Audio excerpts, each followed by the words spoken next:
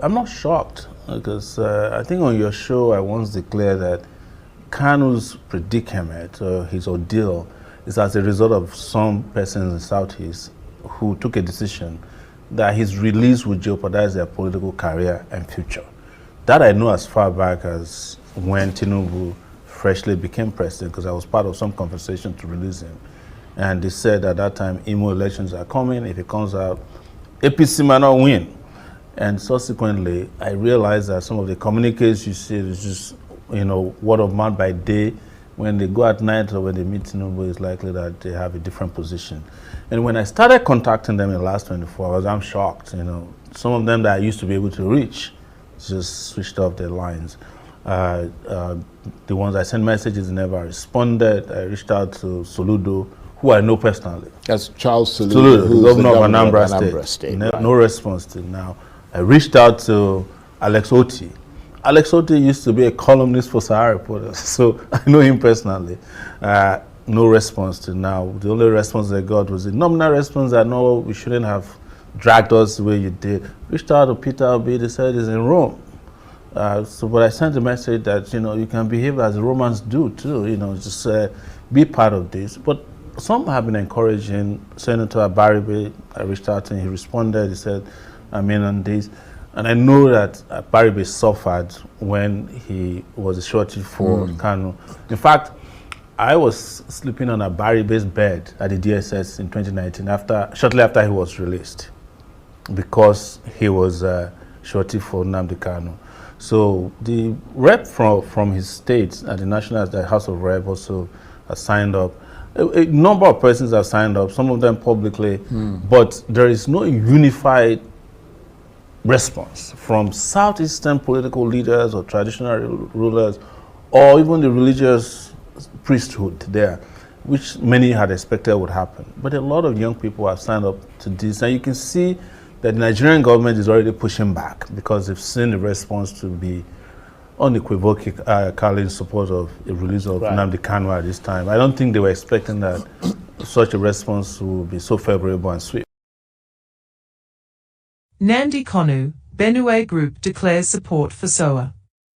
Benue Concerned Citizens, BCC, has thrown support behind rights activist and publisher of Sahara Reporters, Omoyele Sowore, who has threatened a nationwide protest should the federal government fail to release the detained leader of the indigenous people of Biafra, IGBO, Mazi Nnamdi Kanu. Sowore had threatened to mobilize Nigerians for a nationwide protest from October 20th if Kanu, who has remained incarcerated at the Abuja headquarters of the Department of State Services, DSS, since June 2021 following his extraordinary rendition from Kenya.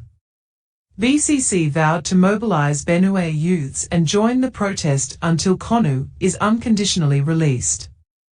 The group's position is contained in a statement issued Friday and signed by its chairman, Michael Obo, and secretary, Chief Chris Awo.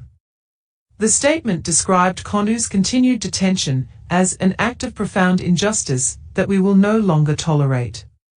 It further read, "We are not alone. The voice of reason is growing louder across the nation. From the calls of former Vice President Atiku Abubakar to the planned mass protests by citizens, the message is unified and clear: release Nnamdi Kanu." The group frowned at what it called endless adjournments over Kanu's trial, adding that the refusal of the federal government to consider his failing health status smacks of insensitivity.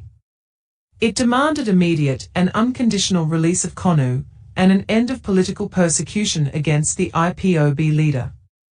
The state-sponsored repression of voices advocating for self-determination and equity must cease, the statement added. The group condemned Nigeria's disrespect for domestic and international law over Kanu's matter.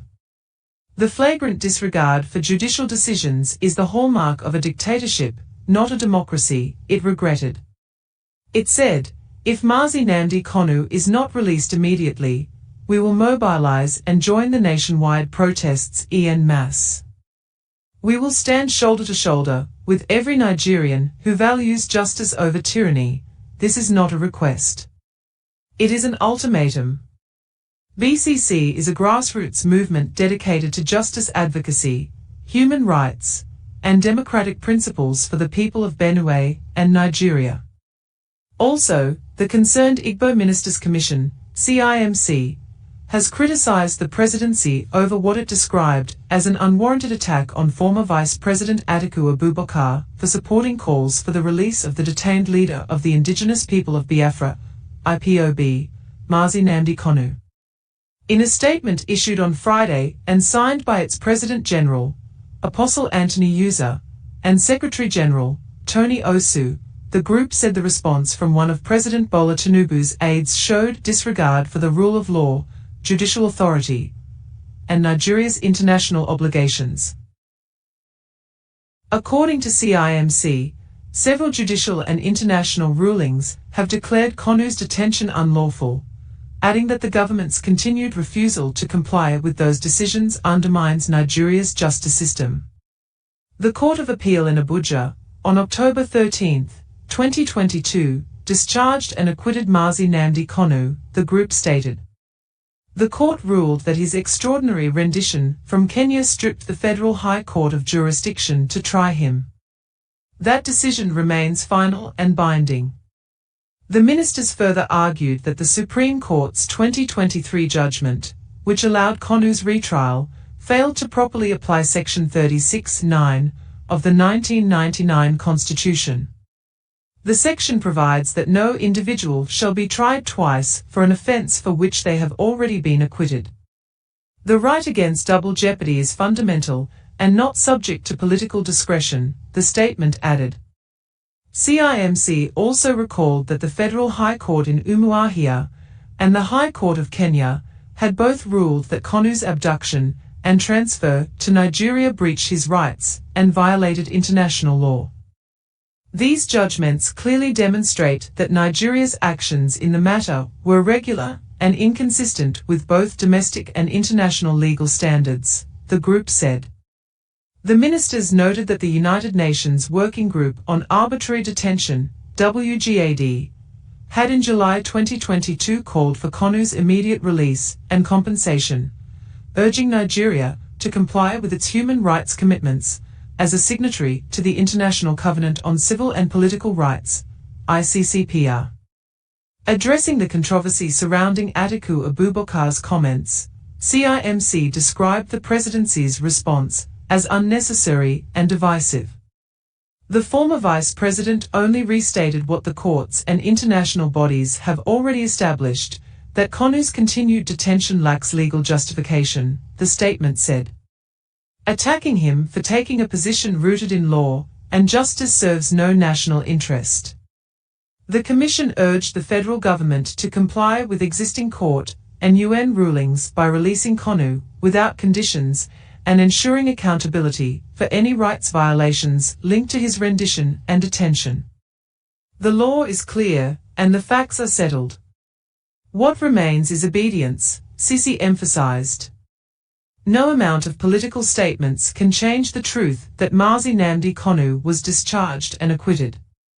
The group called on all leaders and stakeholders to rise above politics and respect the supremacy of the law, saying that doing so is essential for rebuilding public confidence in Nigeria's justice system. Stay tuned for more updates, stay safe and have a blessed day.